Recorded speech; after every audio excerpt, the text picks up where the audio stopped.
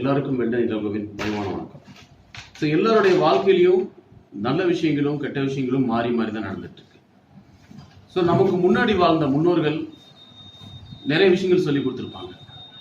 So எனக்கு விவரம் தெரிஞ்ச காலத்திலிருந்து எங்கள் அப்பா என்னை நெறிமுறைப்படுத்துறதுக்காக எவ்வளவோ நல்ல விஷயங்களை சொல்லியிருக்காங்க. என்னோட 6 வயசு எனக்கு புரியல, 10 வயசு எனக்கு புரியல. அவர் சொன்ன பல விஷயங்களை நான் எடுத்துக்காம விட்டேன், உதாசீனப்படுத்திட்டேன்.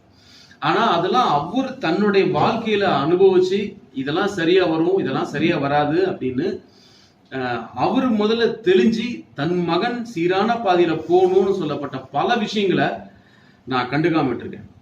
அதனால என் அப்பாவோட மனசு எவ்வளவு கஷ்டப்பட்டுச்சுன்னு என்னால உணர முடியல. ஏன்னா எனக்கு குட்டியா தான் ஒரு பையன் இருக்கான். ஸோ நான் சொல்ற விஷயங்களை அவன் ரிஜெக்ட் பண்ணும் போது அந்த வழி எனக்கு தெரியுமோ என்னமோ. ஆனா இப்ப நிறைய வலிக்குது.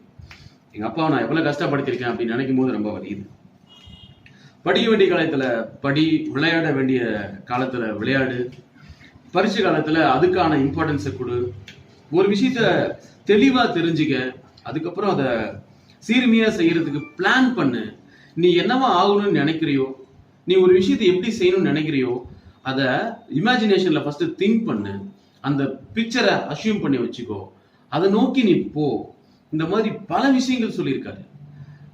ஒவ்வொரு நாளும் ஒவ்வொரு விஷயங்கள் அட்வைஸா கொடுக்குறாருன்னு வச்சுக்கிட்டா கூட அவர் கொடுத்த விஷயங்கள் எல்லாம் கோர்வையா சேர்க்கும் போது திருக்குறளோட பெருசா இருக்குங்க.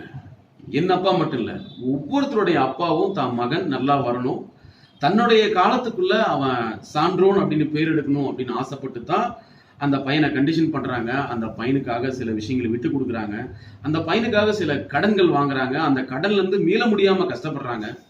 ஆனா பல மகன்கள் அப்பாவோட கஷ்டம் நமக்கானதா தான் இருந்துச்சு, அவருடைய வாழ்க்கைய அவருடைய இளமை காலத்துக்கு அப்புறமா வாழ்ந்தாரு அப்படின்னா அது ஒவ்வொரு வாரிசுக்காகவும் தான் இருக்குன்றத உணர மறுக்கிறாங்களா இல்ல மறந்துடுறாங்களான்னு தெரியல.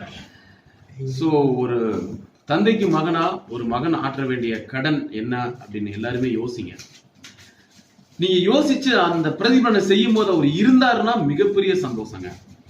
அவர் இருக்கும்போதே அவருக்கு என்னென்னலாம் நீங்க செய்யணும்னு நினைச்சீங்களோ, உங்களை குழந்தை பருவத்திலிருந்து உங்களை எப்படிலாம் பார்த்துக்கிட்டாரோ அதெல்லாம் திரும்ப அவருக்கு வேணும்ன்றதை நீங்க உணருங்க. அந்த உணர்வு அப்படியே திருப்பி கொடுங்க.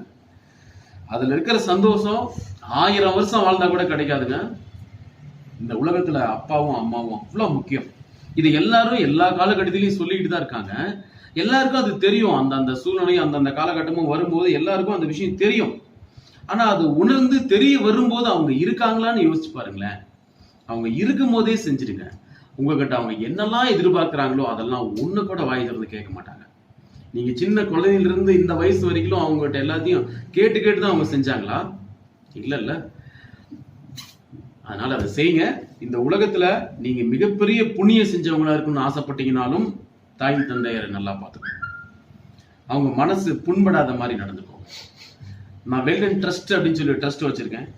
சரி, யாரெல்லாம் உண்மையான மகனோட பாசத்தை மிஸ் பண்றாங்களோ அத்தனை பேருக்கும் பாசத்தை காட்டுறதுக்காக ஆரம்பிக்கப்பட்ட ட்ரஸ்ட் அந்த ட்ரஸ்ட். ஸோ அந்த ட்ரஸ்ட் மூலமா நிறைய நல்ல விஷயங்கள் செய்யறதா இருக்கும்.